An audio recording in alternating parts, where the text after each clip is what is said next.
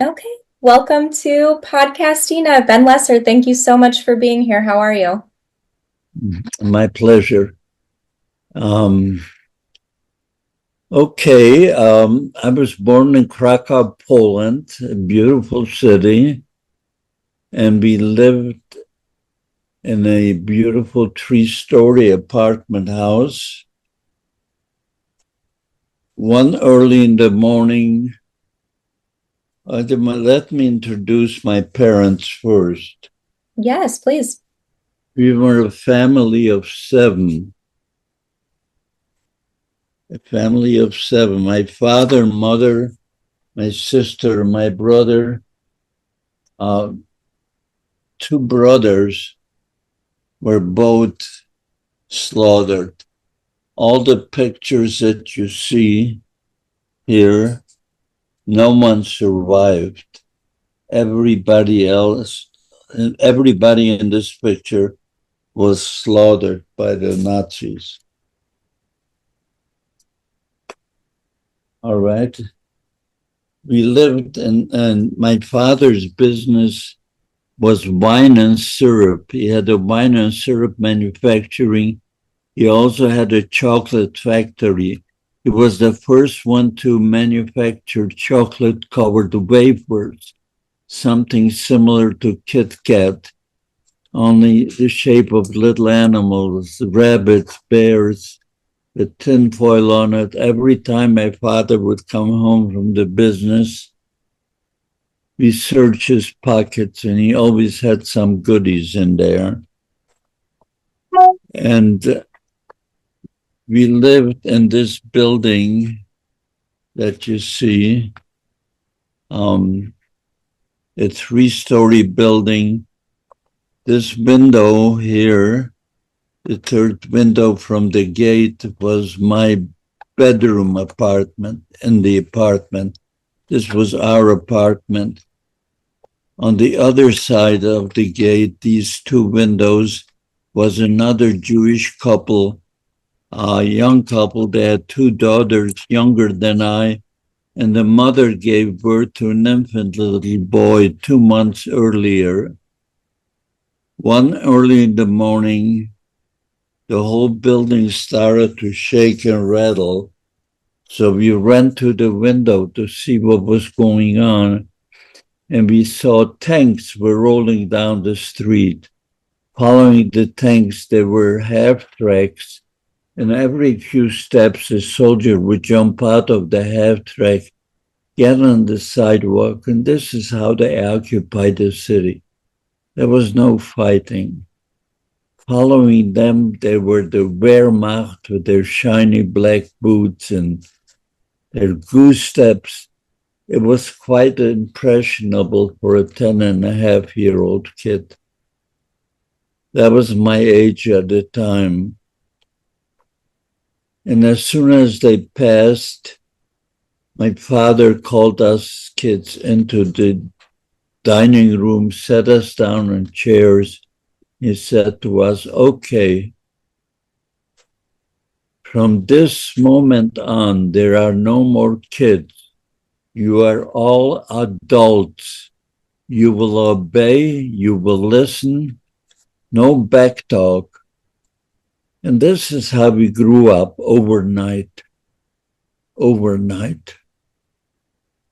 5 days after occupation of Krakow, we found out what Nazi brutality was all about.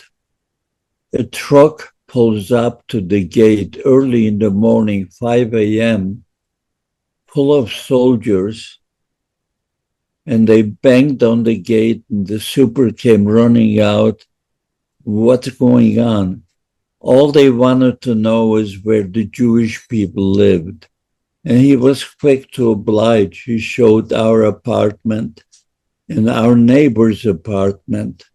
They came breaking down the door, pistol whipping us. We were still in bed. In their hands, they had open sacks, and they were screaming, throw in all your valuables, money, gold, silver, anything of value. They threw into these bags. sex. And they were beating up my father to open up the safe. While my father's trying to open the safe, we hear this terrible screaming from our neighbor's apartment. So my sister Lola and I ran out through our kitchen door into their kitchen door, and we came into their apartment, and this is what we saw. This monster was holding the infant little boy by its legs and swinging it and yelling to the parents, make him shut up. The parents and the girls were screaming, our baby, don't hurt our baby. With a smirk on his face, you can see he was enjoying what he was doing. He smashes the baby's head into the doorpost, killing it instantly.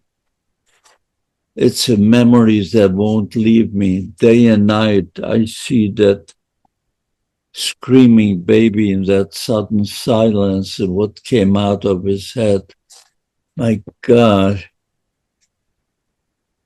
They were a little surprised themselves, these soldiers, and they said to him, okay, Hans, let's go. So they gathered up all their booty, all the valuables they got from us, and they threw it in a sack. They threw the sack into the truck, and they took off. That was the 5th day of occupation of Krakow. From that day on, things started getting worse and worse every day. New ordinance came in, said there was a curfew. The Jewish people could not be on the street between 7 and 7 in the evening. We had to be in the house.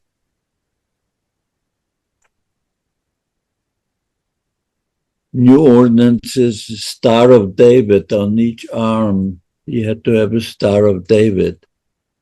We couldn't travel anymore. We couldn't go here. We couldn't go there.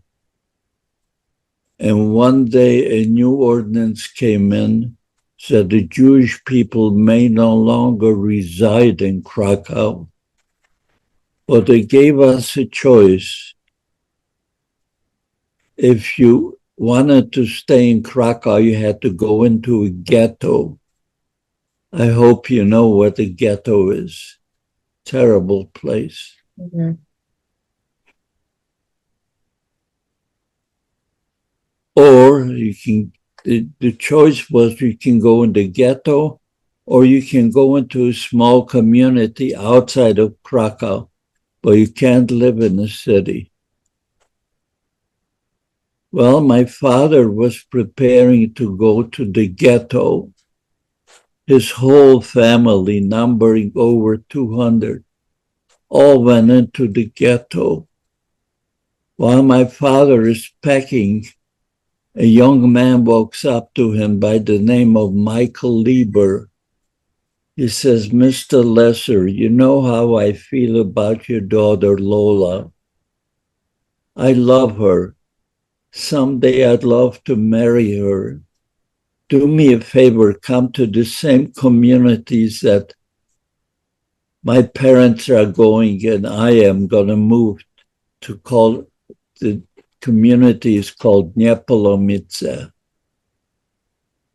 Well, my father gave him a choice to go to the ghetto or to Niepolomice. He chose Niepolomice. And he packed everything on the wagon that we can carry with us.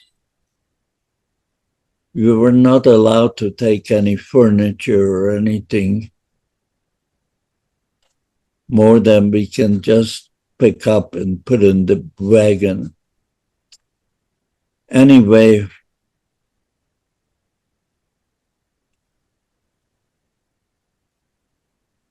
that's what we found out.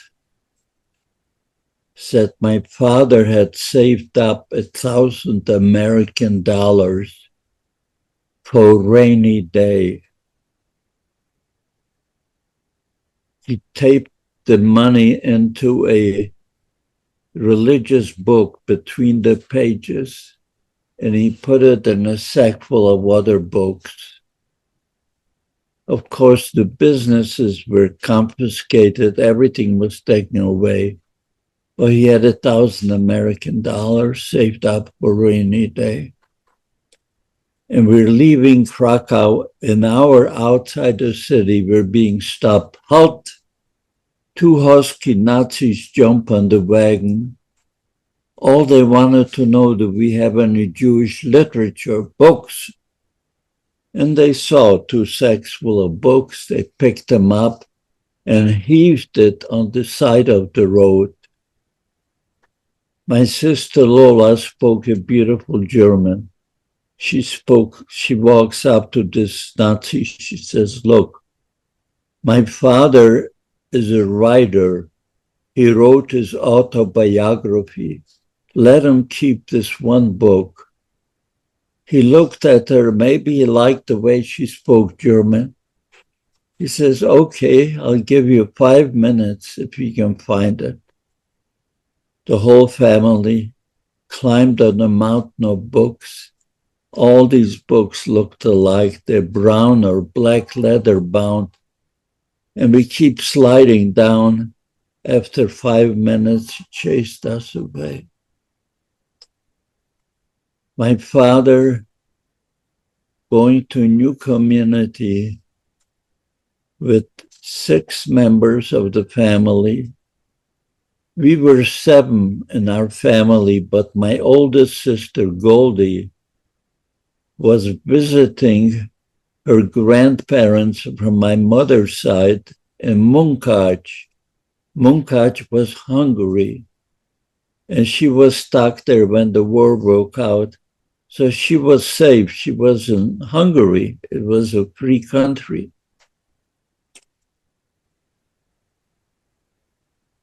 Well, my father has 6, not a penny to his name. It's not like he can get a job. Jewish people aren't allowed to be hired. You couldn't recognize my father. We come to this new community. This is a picture of the house that Michael rented for us in Neapolomice. Half of this house was the apple orchard farmer. The other half was us. Between the 2 apartments, there was a baking oven.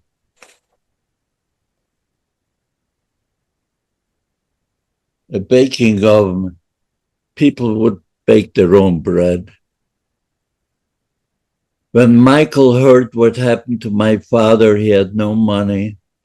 He brought him a sack full of flour, figuring he'll be able to bake bread to feed the family. When my father saw the flour, his face lit up. Instead of baking bread to feed the family, he started to bake pretzels. Why pretzels? All you need for pretzels is flour, water, and salt. Those ingredients he had.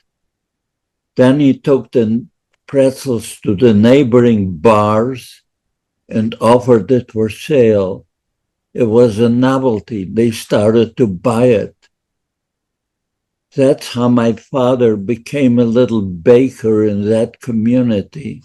I was 12 years old, and I remember baking with my father all kinds of goodies, rolled cakes, cookies, mandelbread, all kinds of goodies. To this day, I still remember some of the things, and I bake occasionally. Anyway, this went on for about a year, and my sister Lola marries Michael. There was a lot of people, maybe about 50 people coming to the wedding. The wedding was in the backyard. And out of the 50 people, only 3 of us survived the war. Wow.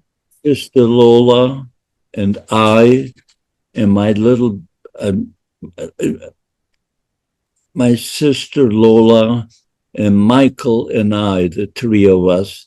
Everybody else was killed. My parents, everybody. Anyway, Michael and Lola move out of our apartment and they move into a duplex.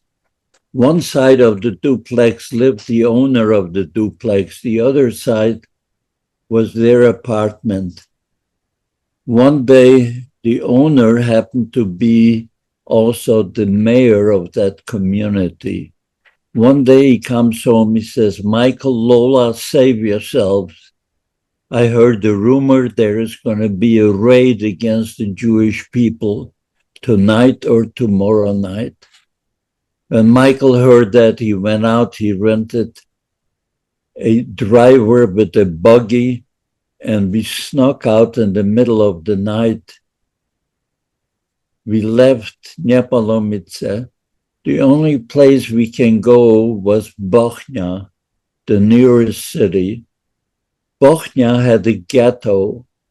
That meant we had to go inside the ghetto. Bochnia ghetto had a very bad reputation. Every so often, 2 or 3 dump trucks would come into the ghetto, and the Nazis would go from house to house, pull out the children from their beds, and throw them into this dump truck. Once they filled up the dump truck, the truck started to pull out of the ghetto. The parents were running behind the trucks, screaming for their children. The children are screaming for their parents.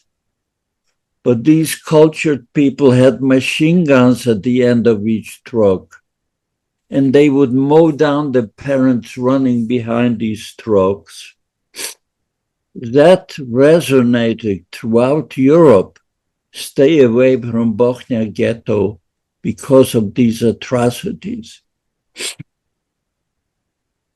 We had no choice. And it's a good thing we left, because later that night they went from house to house in Nepalomice. They pulled out the Jewish people from their apartments, threw them into these trucks, took them to the forest. Men were given shovels. They dug a ditch, and everyone was shot. How do we know this? My sister Lola and I were the only survivors from a family of 7.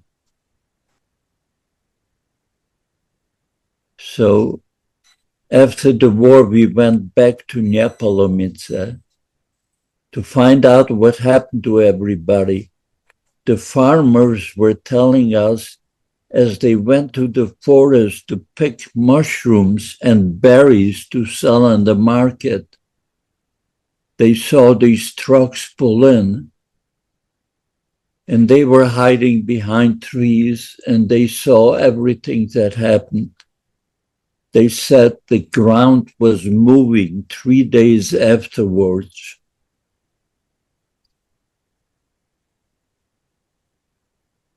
There were such murderers.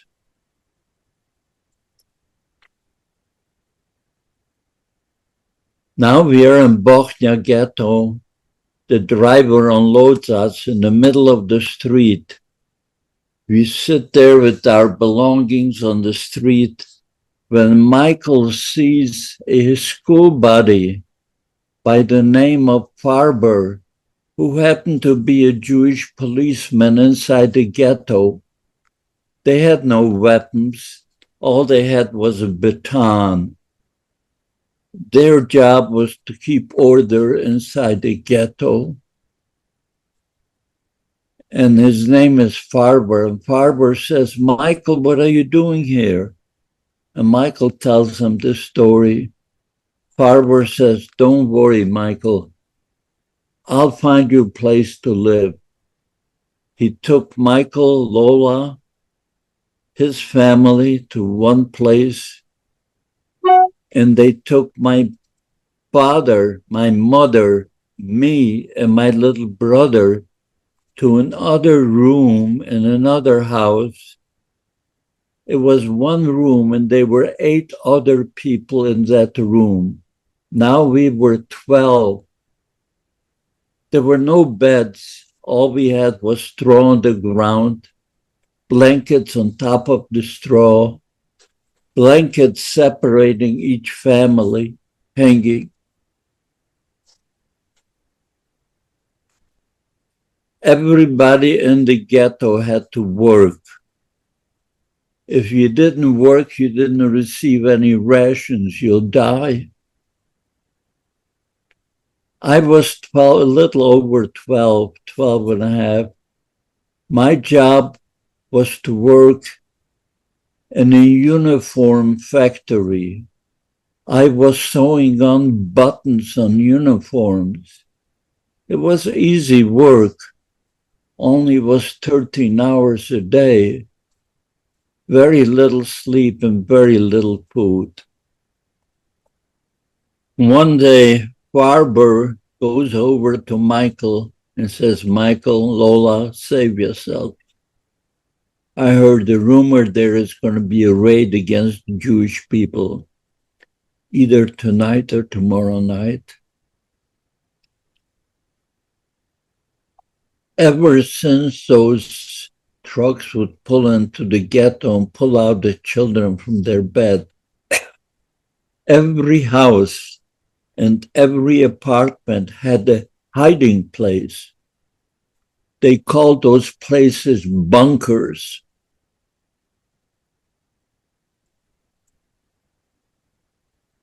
Michael and Lola and his family had a hiding place in a doghouse. You heard right, the doghouse. You lifted up the floor from the doghouse. There was a step ladder and room for 7 people to hide. They had provisions and bedding for 7 people. That's when we found out that our hiding place, my father, mother, my little brother, and I, our hiding place was in a credenza where you hang your jackets and your coats. Just picture this, a small, tall piece of furniture. You open the door, you push the clothing apart, the back panel would slide apart. There was a hole in the wall, and the 12 of us could crawl through that hole and stand in the wall between 2 walls. Lucky for us, the outside of the buildings were connected. The roof was open and it was snowing. It was cold. And the 12 of us stood there freezing, shaking all night long. And of course, the last person had to close the door behind him, put the closing back, put the back panel back, and we stood there all night long, shaking, and we heard shootings, dogs barking, screaming. We heard our neighbors being torn apart by these wild dogs. My God, towards morning it got quiet. When it got quiet, we dared to come out. When we came out, we couldn't believe what our eyes are seeing. We saw people laying in the snow, torn apart by dogs. Some of them are still half dead. Others were completely dead.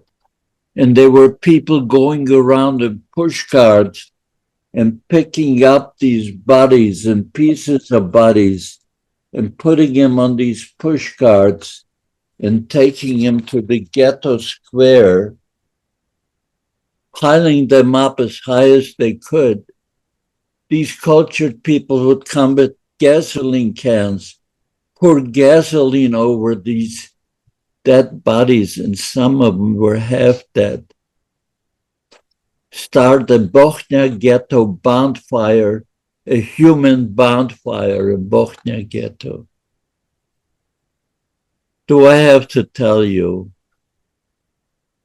what it was like? It was awful, just plain terrible. The ashes and the stench, the ashes are flying all over. And I knew that my sister Lola and Michael were hidden in the doghouse. So I went to the doghouse, and this is what I see. I see Michael and Lola, and they're telling me the story. As they were about to go into the doghouse, another Jewish policeman by the name of Morris Schiller walks up to them, and he says, Michael, Lola, I know about your hiding place in this doghouse. Unless you take my mother and my sister along to hide there, I'm going to tell the authorities. Well, there was only room for 7. Now there were 9. So Michael and Lola walked away while the others had a chance to go into the doghouse. While they're walking the street, Michael sees Farber, his friendly policeman. And Farber asks him, what are you doing? Why aren't you hiding someplace? So he tells him the story. Farber says, Michael, Lola, don't worry. Where my sister and her 2 children are hiding, there's room for you. Follow me. He took him to a leather tannery. A tannery. He says above the tannery, there was a water tank. His sister and her 2 children were inside the water tank. Climb up the ladder, lower yourself with the rope inside the water tank, which they did. And Michael is telling the story. They came down, they saw his sister is standing knee-deep in water. Her daughter is standing waist-high in water. The mother is holding an infant little boy sound asleep, and they're all shaking and shivering. Lola picks up the little boy. Michael picks up the girl from the water, and they stood there all night shivering and shaking. And they heard dogs barking, shooting, screaming, the same things that we heard. Towards morning, it got quiet, and Farber gave the signal on the tank. The coast is clear. And they pulled themselves up. They came out of the tank, and after they got some circulation back into their leg, suddenly I got hot back into their legs. They wanted to go to the doghouse and see what happened to this family. What happened to everybody? When they came to the doghouse, this is what they saw. The whole family was shot, laying in the snow with a bullet hole in their head. The little Marika is still holding a doll that Lola made her for her 7th birthday.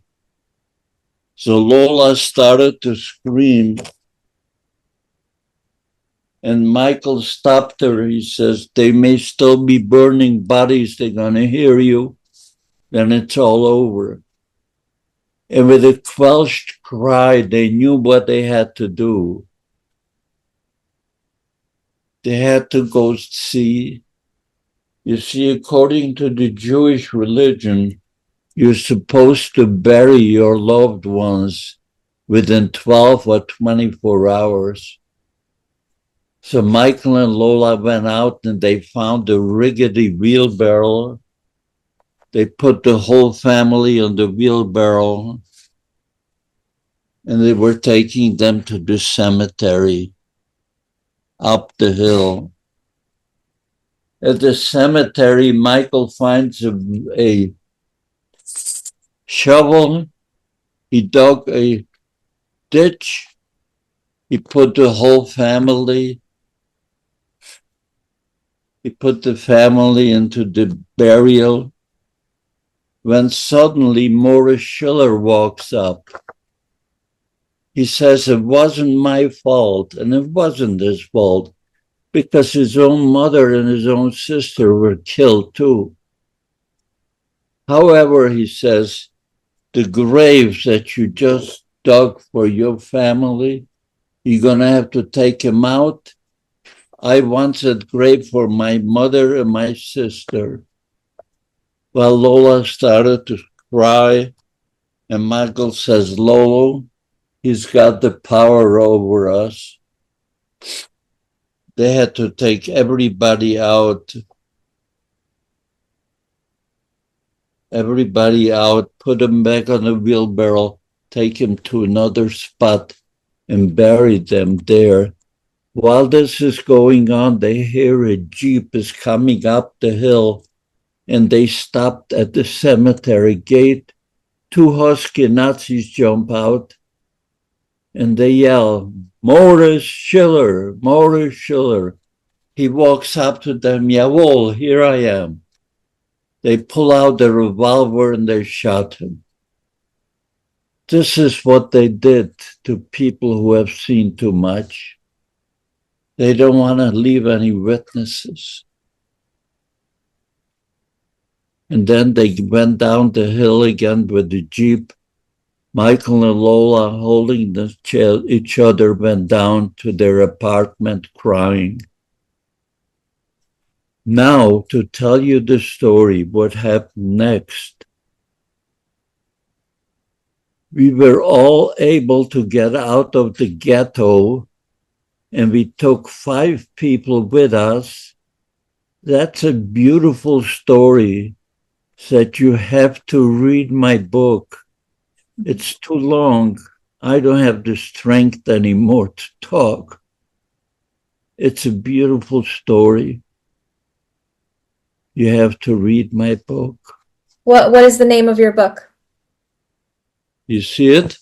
Yes, thank you. I'm going to share that in the episode notes so everyone has a Living link. the life that matters. Mhm. But I want to tell you something. The book had to be bought from us. Buy it on our website and we'll mail it to you. So you have to buy it from us, from Zachor Foundation. Anyway, that's a long story, but now we're outside the ghetto. Michael befriends a truck driver who was hauling coal. He asked him if he would convert his truck into a double-decker, coal on top, and between the coal and the chassis, there was room for Jewish people to hide. And he would take us to the border of Poland and Czechoslovakia. There'll be a smuggler waiting for us, and we'll pay him a lot of money, which is what he did. He converted his truck into a double-decker, coal on top, and between the coal and the chassis, there were Jewish people could hide. There was room for 10 of us to hide, 5 and 5, just like sardines. the first group of 10 were 8 people from this family, and they paid for 2 from our family. And Michael and Lola went first. Why did they go first? Because you couldn't always trust these drivers. They will take your money up front, then they would turn you into the Gestapo, and they will get paid ransom money, Jewish people trying to escape. So Michael and Lola went first, and we had a password made up between us. If the driver comes back with the right password, that means we can trust them. 2 days later, the driver comes back with the right password. So there was room for another 10 of us to go, 8 from that family and 2 from our family. My father and mother insisted that I and my little brother Tuli should go. I remember we went into that truck. We laid down like sardines on a side. I'm facing my little brother. He's facing me. And we're leaving Bochnia. An hour outside the city, we're being stopped. Halt! And we can see through the cracks of the truck, there are soldiers with rifles. And they're talking to the driver. We couldn't hear what they said. But then the truck started to move again. We felt maybe they're releasing us. When we look through the cracks, we see on the step near the driver, there's a soldier with a rifle. Now we hear on top of the coal, there are soldiers walking around on top of the coal. For 2 hours, they're traveling with us, a whole bunch of soldiers. And then the truck stops. We figured they're taking us to a cemetery. They're gonna shoot us. Truck stops, and all we hear is Dankeschön, Dankeschön. They were just hitchhiking. Imagine all these German soldiers on top of 10 Jews, and they had no idea that under their feet they're Jewish people. Talk about miracles, my God.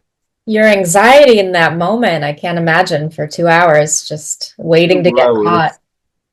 And my little brother was about to sneeze because the oil, the dirt from the coal was about to filter through as they were walking on top. I held his nose and his mouth. I was afraid he'll sneeze. It'll be all over. Anyway, we survived it. We survived it.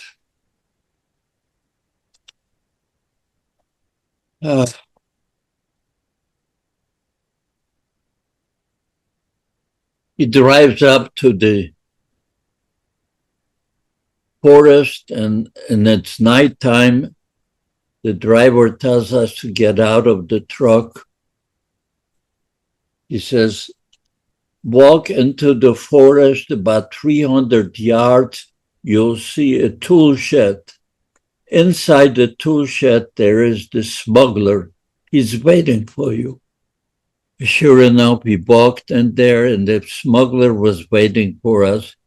He was a forest ranger who was the smuggler. And he took us in the middle of the yard. In the middle of the forest. And he made us lay down on our stomach, real quiet. He says, look up, and we see on top soldiers walking with their dogs and their rifles back and forth. We see barbed wire. he tells us quietly, at 3 a.m., these soldiers will go down the hill. They'll meet some fresh soldiers. They'll have a little ceremony, and the other soldiers will come up. But there's 5 or 10 minutes time so that we can cross the border if we are very quiet. Very quiet. About 3 a.m., we saw them go down the hill. When they're far enough away, we started to shimmy our way up to the barbed wire. He lifted up the barbed wire. He told us to cross, and he warned us the end of the barbed wire, there is a big ravine. You can fall. If you fall or tumble, it's all over. Sit down at the edge of the mountain, hold hands, and slide down quietly, which is what we did. I held my little brother, and we were sliding down. It was pitch black. And then we hit a ravine, a plateau. We hit a plateau, and we stopped. I asked my little brother, are you okay? He says, yes. When suddenly somebody taps me on my shoulder, I jump out of my skin. Who in the middle of nowhere? He says, Beinisch. No one called me Beinisch except my immediate family. Otherwise, I'm Benek. He says, I'm your Uncle Bailey, your mother's brother. What are you doing here? How did you find me here in the middle of nowhere? He says, 2 days ago, when your sister Lola and Michael passed, they contacted me and they told me exactly the spots that you're coming down. So I waited here for you.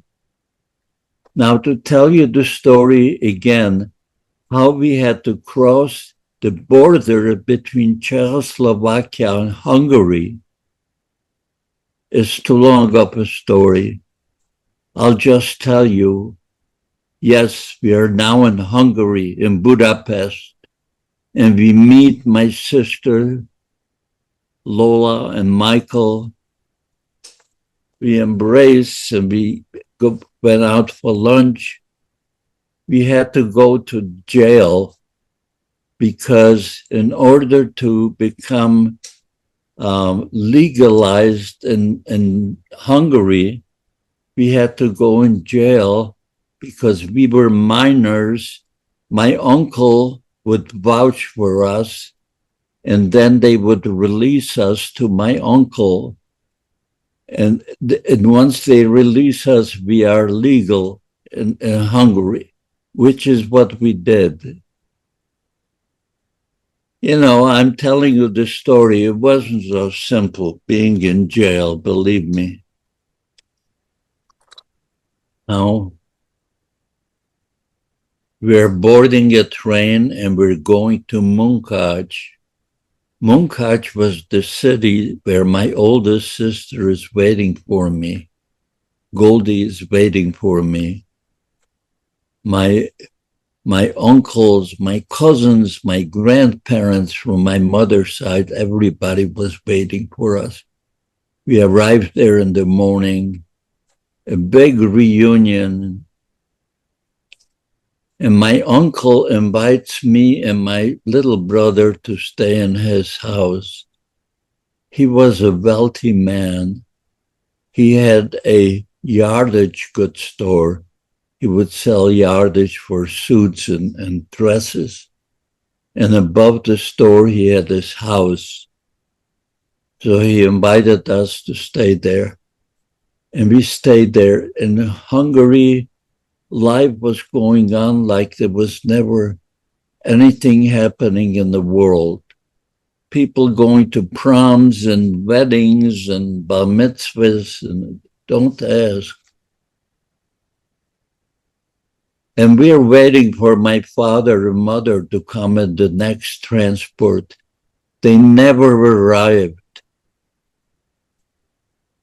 A few months later, we found a man who knew my parents and knew what was happening to them, came across the border, and he told us, he says, as said a Polish soldier, no, a Polish farmer from one of these houses saw what was going on, so they called the Gestapo and they pulled everybody out of the truck, all 10 Jews plus the driver. There was 11 people. They lined them up against the wall and everybody was shot. So I found out my parents were shot. One day, it was unbelievable. The Nazis just walked into Hungary like they were invited guests. And I tell my uncle, I says, Uncle,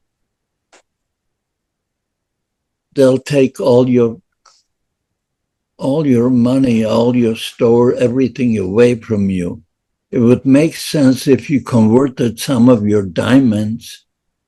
I've converted some of your valuables into diamonds so we can hide it on our body. He listened to me. One day he came home with boxes full of shoes. A pair of shoes for every member of the family. He told us, knows that in the heels of the shoes there are diamonds.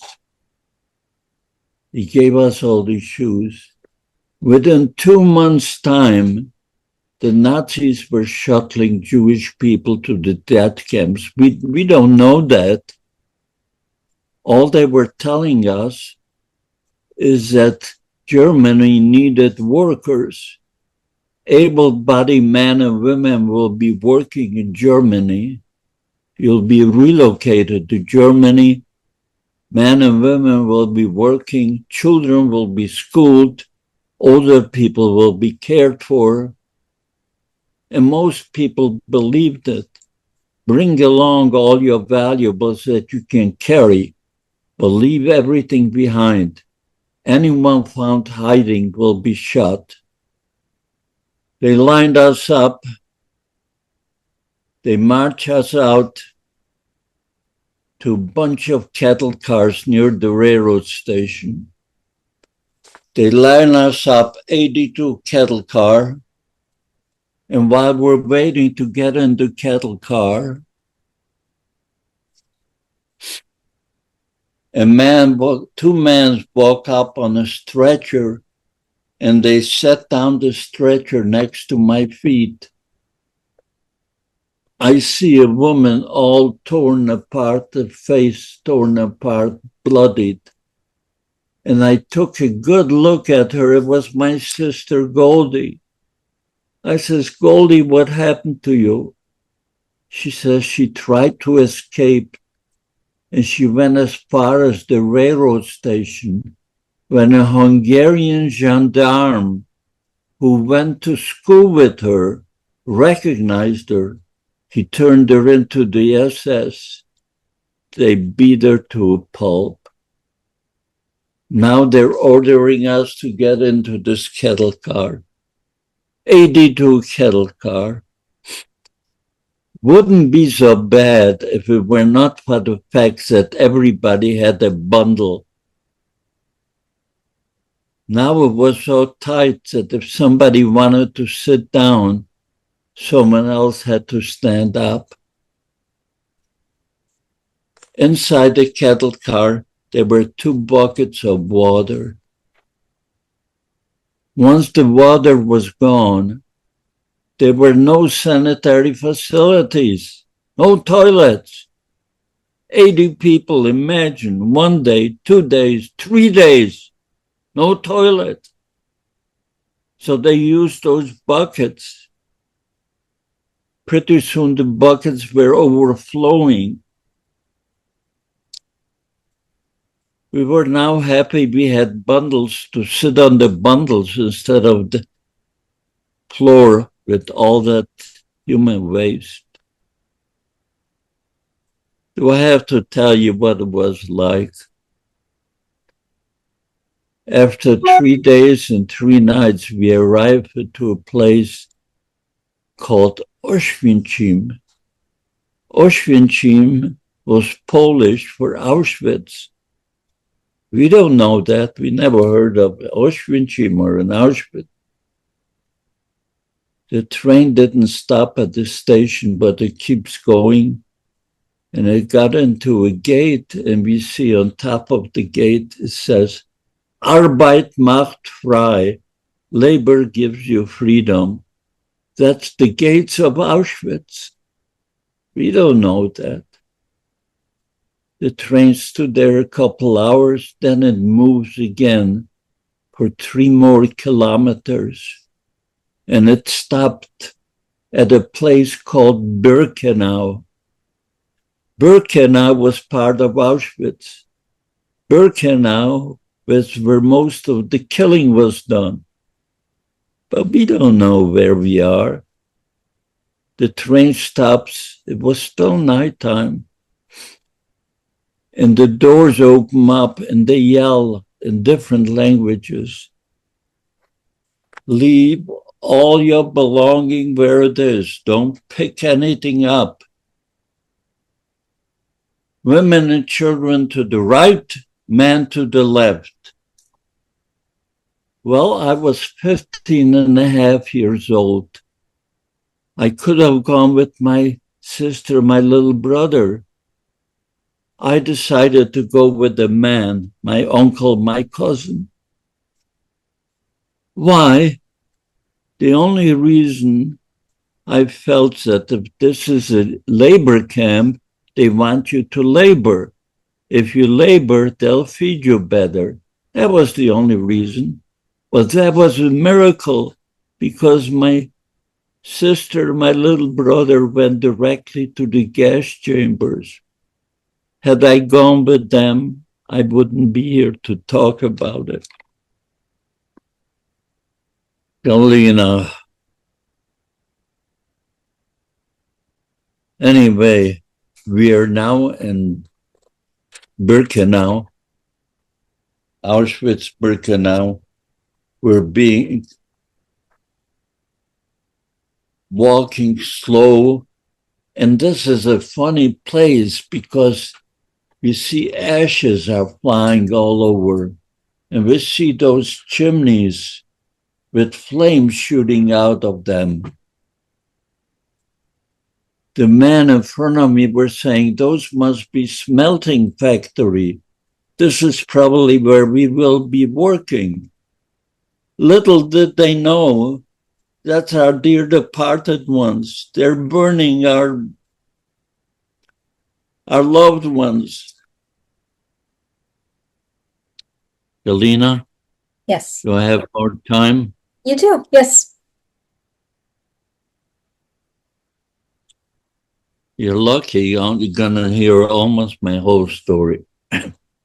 I'm beside myself, and I'm so grateful you're sharing. Oh my. I'm glad to do it because you see, the Zachor Holocaust Remembrance Foundation, the foundation I started, Zachor means remember. We want to keep the memory alive. We want you to expose my stories and tell it to millions of people. Anyway, Galina, the man, you see a man like a doctor with a white frog, and he's asking questions, but most of the time he goes like this, right, left, right, left, right, left. That was Dr. Mengele, the angel of death. But who knew? I see a doctor, and I came close to him. He asked the young man a question. Kannst du 5 Kilometers laufen?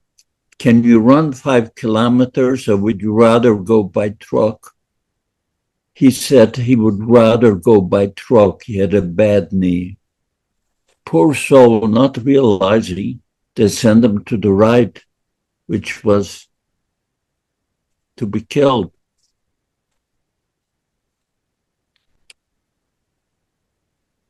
I don't know what right or left means, but something didn't make sense. Why would he ask such a question when I see the barracks are still here? Why would he ask, can you run 5 kilometers? I figured he's testing us to see if we're strong enough to work. That was another miracle, because I tell my uncle and my cousin, let me go first. I spoke German. But whatever he asks you, tell him you're strong, you can run, you're healthy, you can work. And I go first. Remember, I was only 15 and a half. I walk up near him and I stretched myself out and I saluted him. I said, 18 Jahre alt, gesund und arbeitsfähig. I'm 18 years old, I'm healthy, and I can work. So he asked me, kannst du 5 kilometers laufen? Can you run 5 kilometers? I said, jawohl, yes. And he sent me to the left. My cousin and my uncle also came to the left, which was, of course, another miracle. Had I told him my age, I wouldn't have been today here telling you the story. Anyway, they march us into a big auditorium, like a school auditorium, and they order us to get undressed, get out of your shoes, walk up to the line of barbers. They'll cut your hair all over, and then they'll send you to the showers. Well, you know, I had diamonds in my shoes. My uncle who gave me those diamonds in his shoes and my cousin, they got out of their shoes because we were ordered to get out. I refused. So I walk up naked to the line of barbers with my beautiful black shoes. They cut my hair everywhere. They were not exactly gentle the way they cut it either. And they say nothing about my shoes. There are guards going around and looking at us, and like God blinded their eyes. They didn't say anything, and I walk into the showers with my shoes on. After the showers, they gave us the striped clothes, and they gave us another pair of shoes, wooden cloths with canvas on top and wooden soles. I got into those shoes, and I took my black shoes and I put them behind my arms and under my jacket, and we walked out going to the barracks. When we arrive at the barracks, the Stubenälteste, the man in charge of the barrack, comes out, and this is what he says. You Hungarian Jews, you think you're here on vacation? Think again. You see those chimneys, those ashes, those flames? Those are your mothers, your fathers, your brothers, and your sisters. And if you don't behave and do exactly what you're told, this is how you're going to wind up ashes. I couldn't believe my little brother, my sister, ashes. And they chased us in to the barrack. My uncle, cousin, and I took a top bunk and we laid down. We were so tired. All three of us fell asleep. About an hour later, I'm being woken up by my cousin. Ben, get up, get up. I says, what? He says, listen. I hear a chanting, a screaming or a crying or a singing. I can't make it out. And then he says, look, one board from the back panel of my barrack was missing, and we see a flame shooting up. So he asked me, what is it? I don't know. But I knew that the Stubmeltester, the man in charge of the barrack, was a Polish inmate. I can tell by his accent. So I walk over to him and I say, przepraszam bardzo in Polish, excuse me, sir. He looked up. He was so happy to see somebody speak Polish. I came in with the Hungarian people.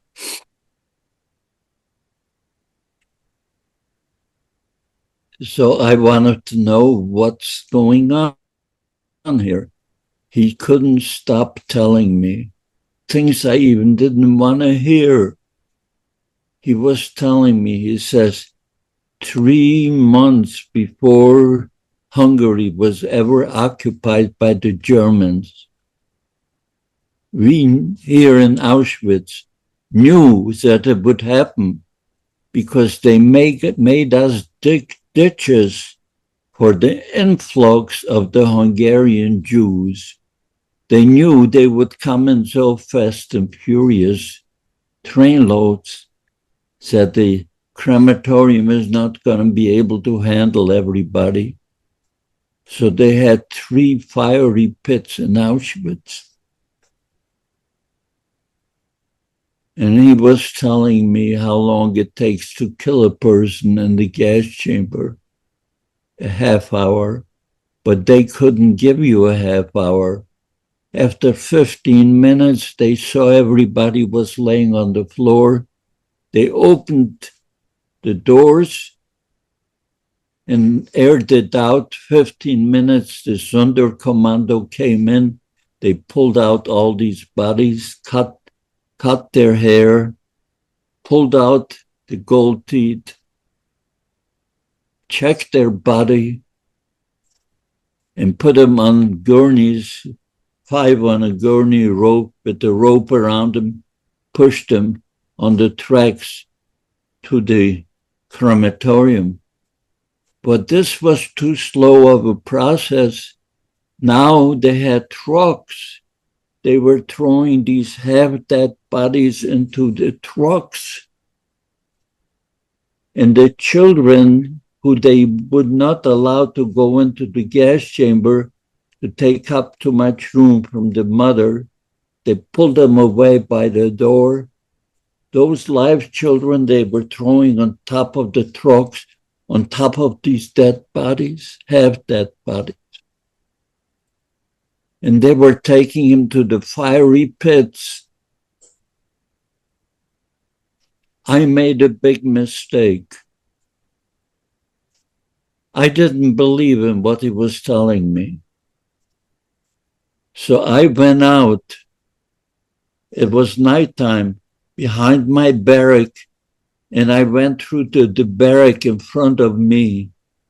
And the other side of that second barrack, there was a fiery pit, and I saw trucks picking up the children, screaming, throwing them in fire, alive into fiery pits.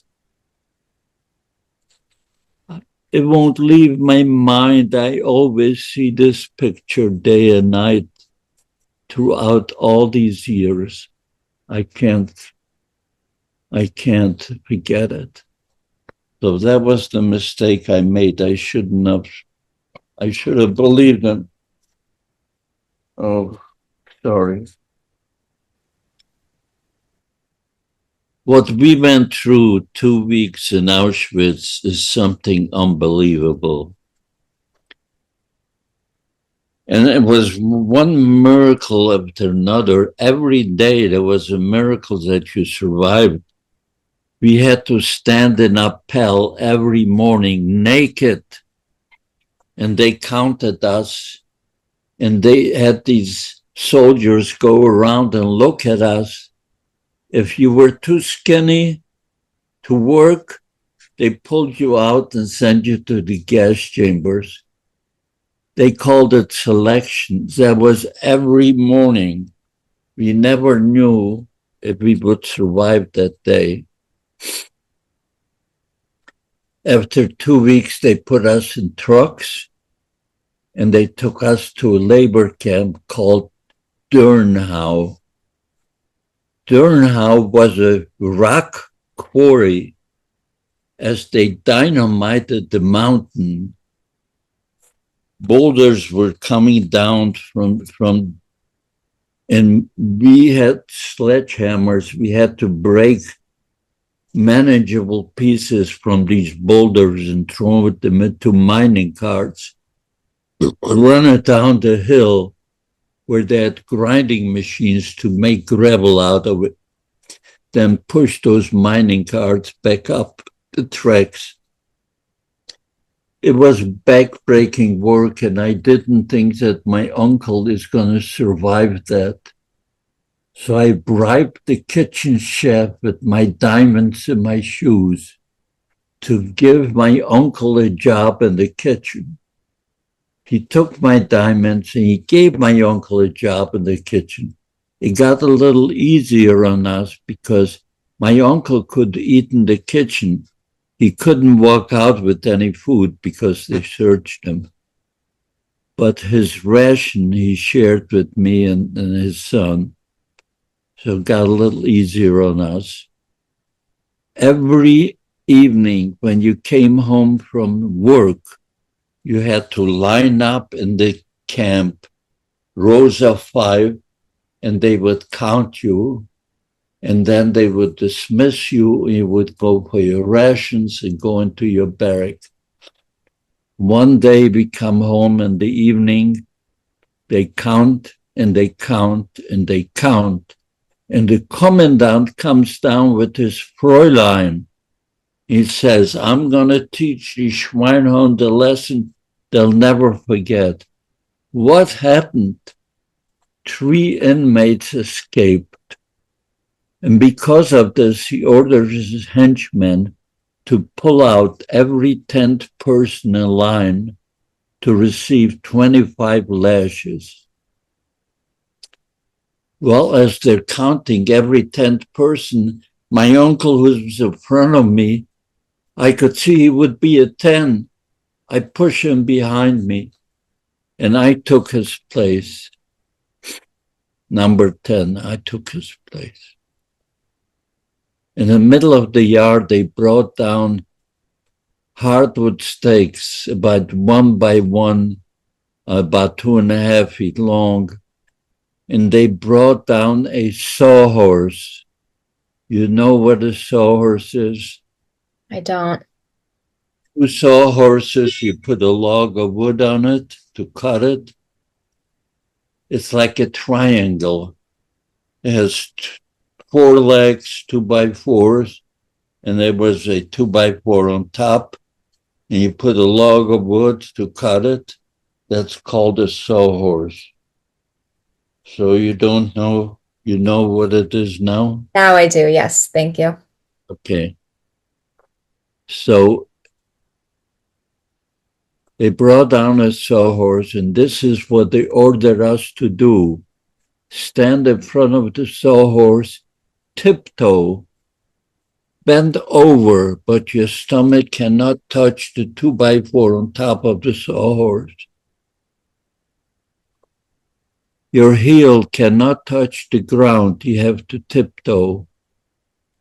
One man is holding your trousers real tight, and the other one starts to hit. And you have to count out loud.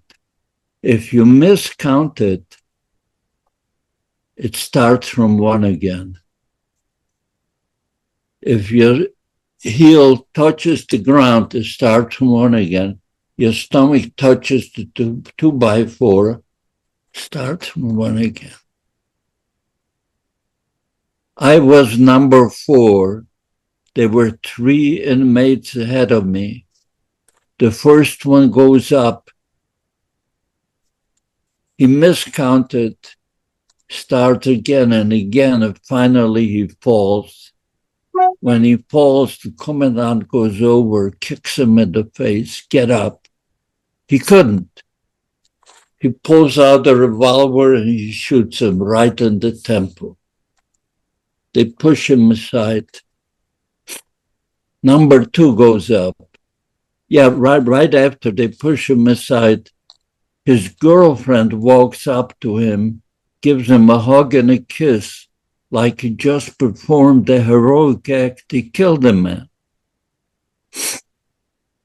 Number 2 went up.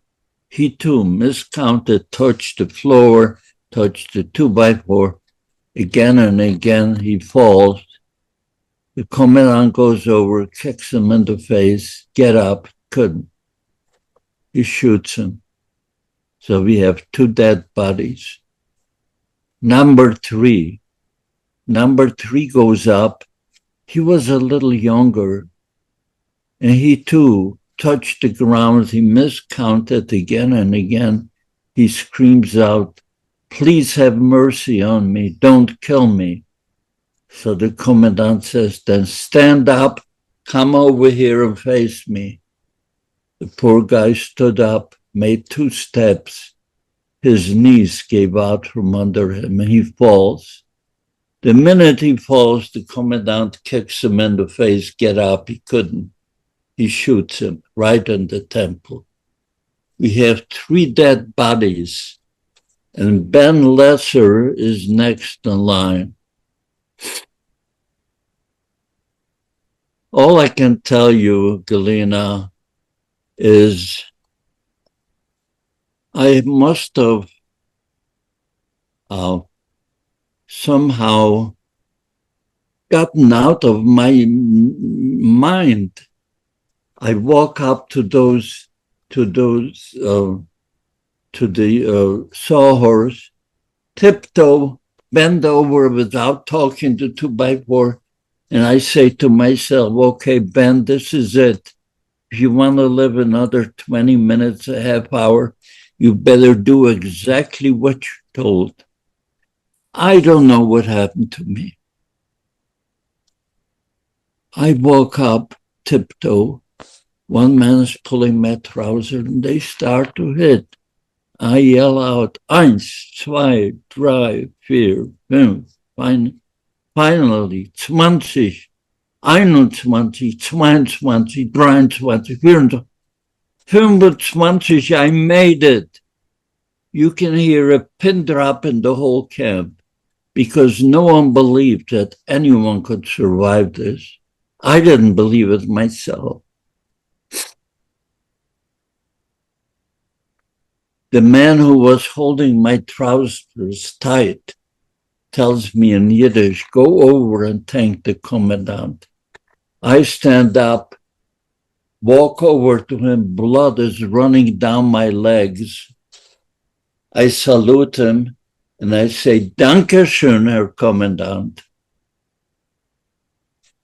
When he hears that, he puts his hand on my shirt collar, twists me around, facing the number 10s who are still to be beaten. He says, "I told you it could be done. If you do it like this, Junge, you have nothing to worry about.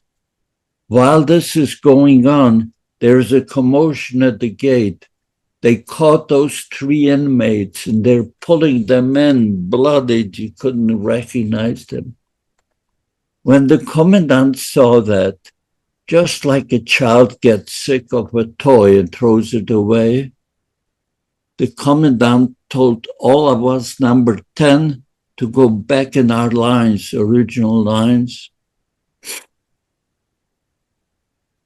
He ordered his henchmen to bring down a portable gallows, and we all had to watch while they were hanging each one individually. I'll never forget the 3rd man. He was a little younger. They put the noose around his neck. He yelled out, Shema Yisrael, Hashem. It's a prayer before death. It's only 6 words. When they heard that, they kicked the stool out from under his legs. They wouldn't let him complete the last 2 words, God is one. There were such sadists. And then they dismissed us like nothing ever happened. We went for our rations, and for weeks I could not lay on my back because of those welts. I had to sleep on my stomach. One night we heard cannon fire, like the front was closing in. We reported to go to work that morning. There was a loudspeaker saying, no one is working today. The camp is being evacuated. Line up in rows of 5 and march out. My uncle was already in the kitchen. We couldn't say goodbye to him. We never saw him again. My cousin and I, we marched out. That was called a death march. The reason they call it the death march, if you could not keep up pace with the soldiers, they simply shot you. And all day long, you heard pop, pop, pop, being shot.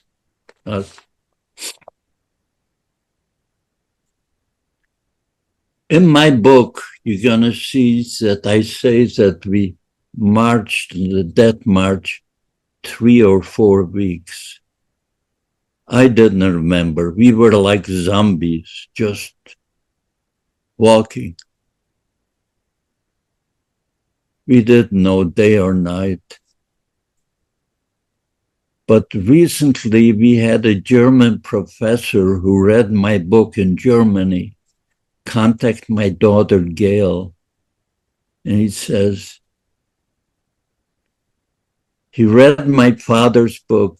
It was beautiful, but your father made 2 mistakes.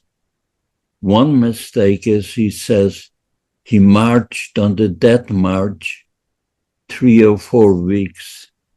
Mr. Lesser marched 7 weeks, 460 kilometers from Durnhau to Buchenwald, and he knows. Don't ask me how he survived this. All I remember, the last week marching, my shoes fell apart. Now I was marching in the snow, barefooted. I don't know how I survived this. And we arrived to Buchenwald. They told us to go into the barrack. They're going to feed us.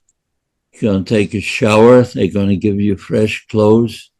But next morning, you're going to be right back here because Buchenwald is also being evacuated. So this is what happened. I took a shower. They gave us fresh clothes. They fed us. In fact, I have a picture of me into that shower in Buchenwald. Don't ask me how I got that picture. It's a long story. But there is a picture. Next morning, we lined up again. They counted us. And they march us out of Buchenwald. About 200 yards, we see cattle cars lined up. And they line us up, 82 cattle car, and they told us to march in. I push my cousin in, and I tell him, please find a spot against the wall where we can rest our back. Because I remember going to Auschwitz and there were people all around. It was terrible. He did find a spot and he saved a spot for me. 80 of us were pushed in. They closed the gate. 2 hours later, they opened up the gate and they threw in 80 loaves of bread, a loaf of bread for each person. Picture this. Those people next to the door were grabbing 3 or 4 or 5 breads. I am against the wall and I have nothing. My cousin has nothing. We don't know where we're going, for how long. I need a bread. So I started to climb over the sitting inmates. One inmate had a pocket knife. He stabs me. I feel a stab and I feel my mouth is filling up with blood, but I have to get a bread. And I go wrestle out a bread from a guy who had 4 or 5 of them. Put it in my pocket, go back to my cousin. My cousin says, Ben, what's happening to you? Bleeding. I put my finger here and went right through my tongue. I had a big gash. To this day, you can still see a mark. You still see this mark. Anyway,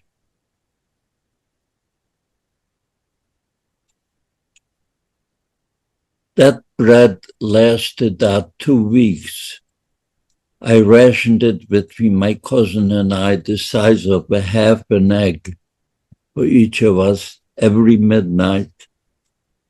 For 2 weeks it lasted, and then out. And the train was shuttling around for another week.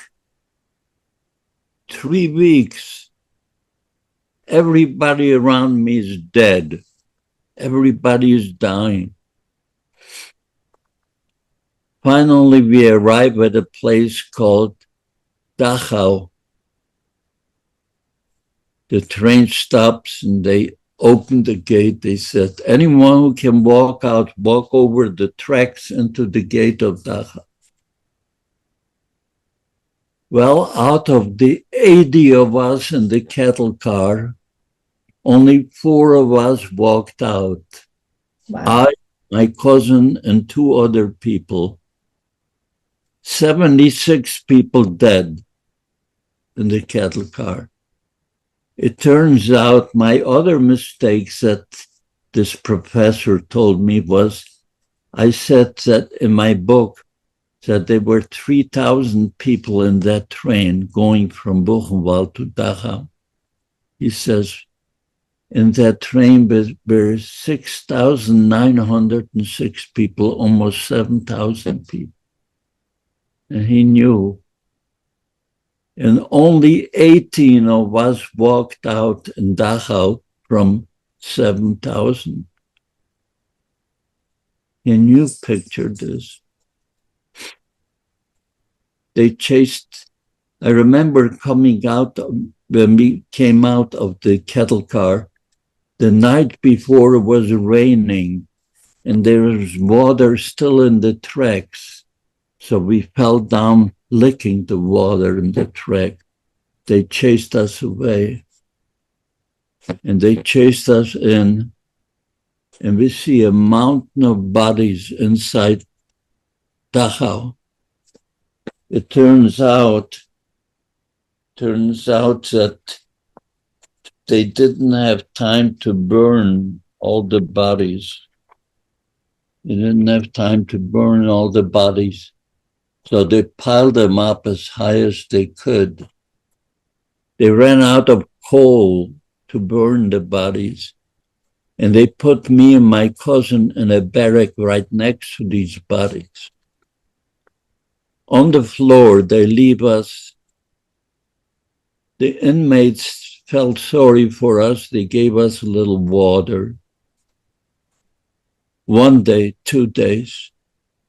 After 2 days, we hear Befreiung, liberation, Americans.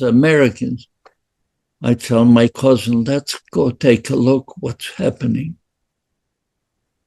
So holding each other, we go outside and we see the inmates are crawling on their hands and knees and kissing the boots of the American GI. They liberated us. They look like gods to us. 2 GIs walk up to me and to my cousin, and one of them is holding a can of Spam. He opens it up, and it smelled so good. We made a mistake. We ate some of it. And both of us came down with dysentery. My cousin dies in my arm the night of liberation. I was able to keep him alive all this time. He dies in my arm.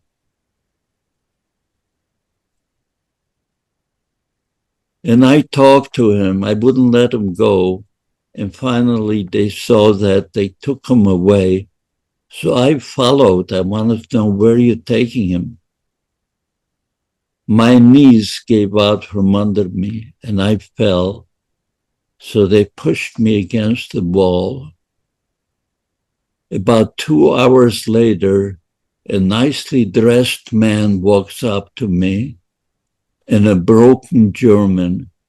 He asked me how many languages I speak. I told him. He says, Polish? I'm a Polish Jesuit priest. I came here with nuns and doctors from Paris, and we're opening up a field hospital for the survivors. And I'll take you to the field hospital. He picked me up like a sack of bones. I may have weighed about 30 or 40 pounds. I don't know. It was just bones. He took me in. On the way, he told me something I never forget. He says, Benek, what they did to you Jewish people is unbelievable. And the only crime you committed, you were born to Jewish parents. However, he says, don't you ever abandon your noble religion. To hear that from a Jesuit priest in 1945 was very unusual. A nun came out and they put me on a cot with a white sheet on it. She took my vitals and I pass out. 5 weeks later, I wake up in a monastery in Bavaria, in St. Ottilian. Don't ask me how I got there. All I know, I was born in a monastery in Bavaria. The nuns saw me open my eyes. They were started to yell, and the other nuns came running in. Anyway, I came to life in Bavaria. To tell you my story from that point on could take another 2 hours. I'm tired. I think I have to stop. Of course, thank you. Would you have time for maybe just a couple quick questions? Yes. I wanted to ask, because unfortunately it's still, anti-Semitism is very much alive and well. And in your experience, what do you believe is at the root of that kind of hatred? Well, we know where the root is. The root is all in hatred. It begins with hatred. Remember, Hitler and the Nazis did not start with killing. It all started with hate. The hate has to stop. Why hate? Love and hate are both contagious, so choose love. I mean, this world is going mad with hatred because of the internet. It's so easy to convert our children to believe stories they tell him to hate Jews. They tell you that the Holocaust never happened. Nothing in history has ever been as documented as the Holocaust. But they feel that if they say a lie and the lie long enough, some people will believe it. It all boils down to hate. Whether you hate Jews or you hate other nationalities, hate. Why? Why hate? Why can't we live side by side and appreciate our differences rather than hate them? I don't know. Beautifully said. What does forgiveness mean to you? Well, I can never forgive the perpetrators of the Holocaust. The Nazis who killed 6 million Jews for no reason at all, 1.5 million of whom were children, and the whole world was silent.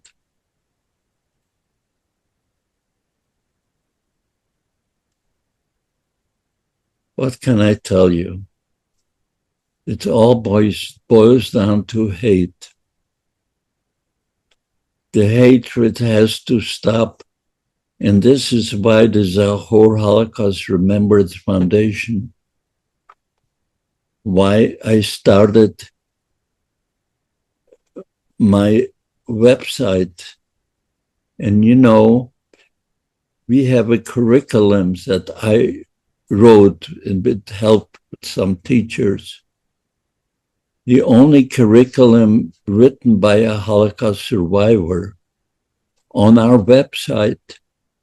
And teachers are teaching out of it all over the world. But anyone who isn't, I beg you to go to our website and check it out. And you're going to see we're teaching the Holocaust. You're also going to see a place where we shout out on our website. There are shout outs. We shout out for love instead of hate. Do you have any advice for younger people that are trying to fight back on the spread of Holocaust denialism?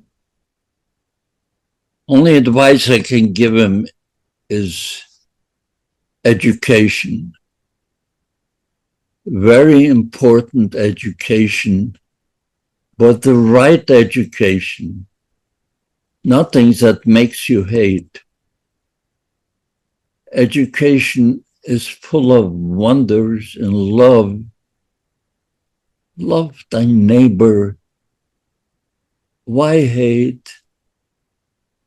Look how much you can learn from each other.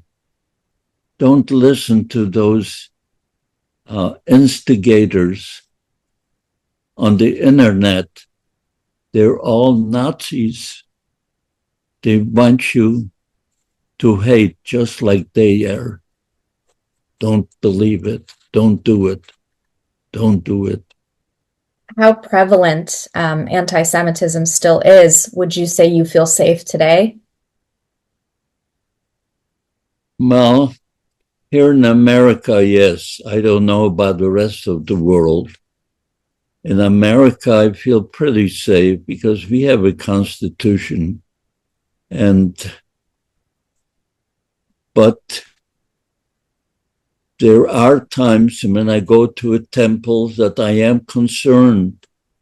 So we have guards stationed outside the temple lately. They're not always guards, but lately we do because of this hatred that's going around. The hatred has to stop. I hope people hear my story, I hope there are hundreds and thousands of people are going to hear my story from you, Galina. I hope so as well. One last question for you. How did you find resilience, and how can anyone else going through tragedy find resilience? I don't know if I could say I found resilience. I don't think that the word resilience is the right word, what I went through during the Holocaust. It was constant fear. Every minute of every day, you feared your life. Those Nazis, if they had a whim to shoot you, they didn't like the way you look at them, they shot you. There was no accountability. They can kill as many as they wanted. And some of them were enjoying doing whatever they were doing, killing. I don't know how I had resilience. I claim that God saved me because he needed a witness, someone who can talk about it. It hurts me too, and I have sleepless nights, but someone has to do it. And this is why I started the Zahor Foundation. I saw the world is trying to forget it.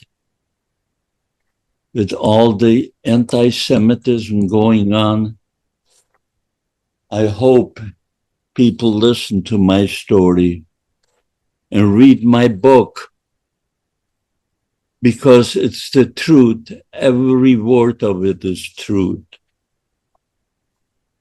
Are you doing public speaking engagements? Is there anywhere people can find you giving lectures? Yes, I speak. Before the pandemic, I would speak in thousands of schools all over the world, not just here. In Germany, I don't know if you know that, but Germany awarded me the highest award they can give to a civilian. I got the highest award in Germany, the cross. Do you see it? Mm-hmm. That was the highest award they can give to any. Why did they give me the award? For teaching the Holocaust. Read my book. I'm telling you, you won't be able to put it down. I look forward to reading it, and I look forward to sharing it as well. And besides, there's a lot for people to learn. How I made a beautiful life for myself in the United States. And my family. A beautiful life. Thank you so much. It's been a pleasure. Right, Galina. Be well. Thank you. And thank you, everybody, for listening. Bye.